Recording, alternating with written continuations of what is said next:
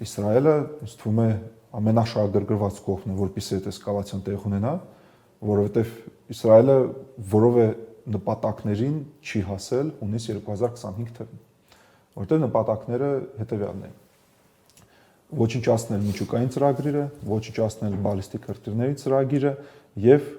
լավագույն դեպքում ռեժիմը փոխել։ Մենք տեսնում ենք, որ միջուկային ծրագիրը չեն զորացրել, բալիստիկ հրթիռները դեր կան եւ ռեժիմը կայուն է։ Այսինքն, երբ Թրամփը հայտարարում էր, որ մենք մեր խնդիրը լուծել ենք Իրանի հետ 12-օրյա պատերազմի ժամանակ, այնքան էլ այդպես չէ։ Չէ, կարող եք ասում եմ Միացյալ Նահանգների խնդիրների մասին։ Ես Իսրայելի մասին եմ ասում։ Դրանք տարբեր բաներ են։ Իհարկե, Իսրայելը շահագրգռված է, որ ընդհանրապես ռեժիմը փոխվի եւ լրիվ նոր պատկեր լինեն Մերձավոր Արևելքում, ոչ միայն Իրանի վերաբերյալ։ Միացյալ Նահանգների մոտեցումը մի քիչ այլ է։ Այո, իրանք շահագրգռված չեն, ըստ ում ոչ նաև Ռուսաստանը, ոչ Չինաստանը շահագրգռված չեն, որ Իրանն ունի ինչ-որ միջուկային զենք եւ այլն։ Միացյալ Նահանգների համար Իրանի բալիստիկ հրթիռների ծրագիրը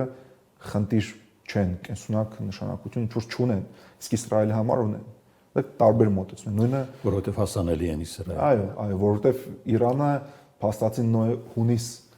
25 թիվ, ապրիլ 24 թիվ եւ հոկտեմբեր 24 թիվ ցույց տվեց, որ առանց միջուկային զենք ինքը կարող է հարվածել Իսրայելի եւ բավականի կոշտ։